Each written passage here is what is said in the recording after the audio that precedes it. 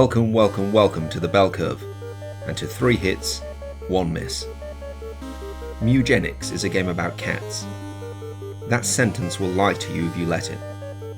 Yes, there are cats, they are fluffy, they meow, they occasionally sing. But Mewgenics is not interested in affection. It is interested in systems, in probability, in inheritance, in sacrifice, in the quiet, queasy moment where you realise that the kitten you've just bred exists primarily to be sent into a meat grinder so that its replacement might be marginally better at surviving fire. This is a turn-based, tactical, roguelike RPG played on a modest 10x10 grid.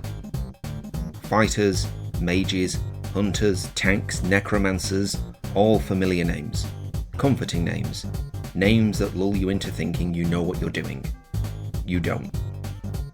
Mewgenics is a dark comedy with a grin that lasts just a second too long. It is deliberately grotesque, mechanically obsessive, and deeply uninterested in whether you feel emotionally prepared for what it asks of you. And what it asks, over and over again, is simple: adapt or lose everything. Hit number 1, chaos with purpose. The first great success of Mewgenics is that it commits fully to randomness without surrendering meaning. No 2 runs feel alike, not because the game swaps skins on the same encounters, but because the rules themselves feel mutable. One run rewards careful positioning and attrition, the next encourages reckless aggression because your monk vomits healing meat and your butcher turns it into a flying death swarm. The more hours you put in, the more the game continues to surface new enemies, new abilities, new mutations that force a reassessment of what you thought you understood.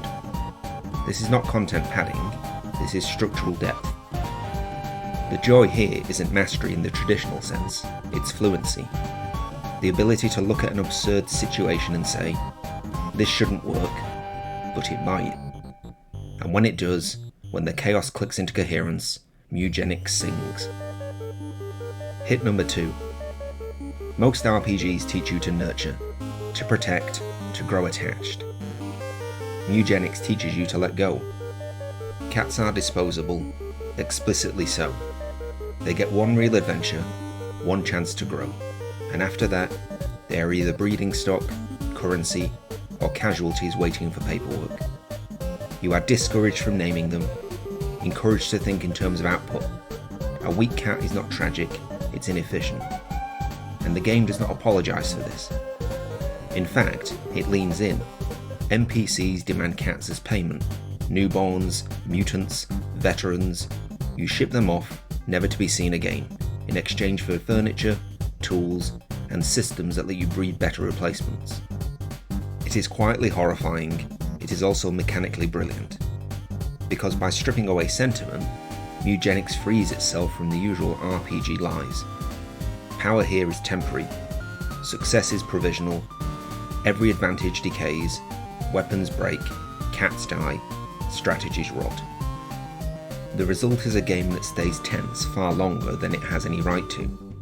You are never safe, you are merely surviving this particular generation. Hit number 3, combat as controlled mayhem. Combat in Mewgenics is a small miracle of complexity.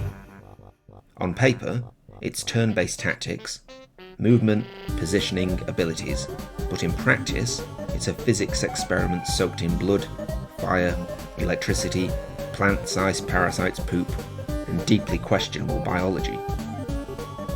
Interactions pile up fast. Water conducts electricity, ice extinguishes fire, enemies bounce, cats explode. Sometimes a boss simply gets eaten whole, or you're left staring at the screen, unsure whether to laugh or check the rulebook. Most of the time, the logic holds. If something feels like it should work, it usually does. When it doesn't, the answer is almost always buried somewhere in the system, waiting for you to find it. And when a powerful synergy emerges, when passives, mutations, gear and abilities align, the game produces moments of genuine tactical exhilaration.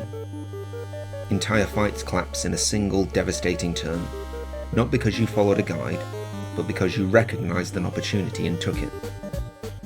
This is thinking person's chaos, messy, loud, and deeply satisfying. And the miss? Information withheld too often. For all its brilliance, Mewgenics has a frustrating habit of hiding the information you need precisely when you need it. You can't view a full character sheet during combat.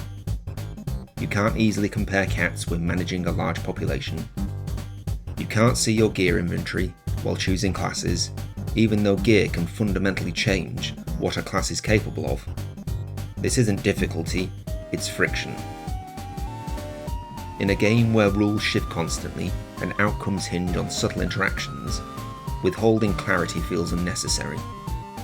The systems are already complex, they don't need obscuring. Most of the time you muddle through. Sometimes you lose a cat because you forgot what the second head on its backside actually does. That sting never quite feels earned.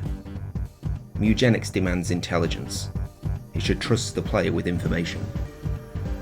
Mugenics is not kind, it is not tidy, it is not polite.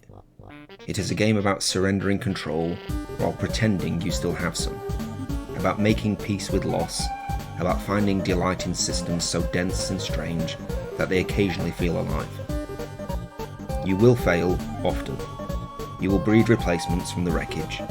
You will hear the crowd gasp when another cat dies, and you will wince.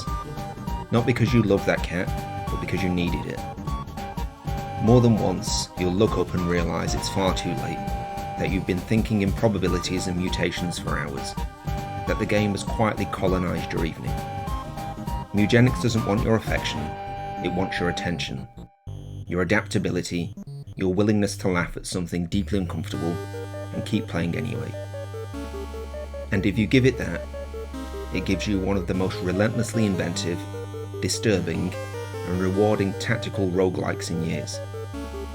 Not bad for a game about cats.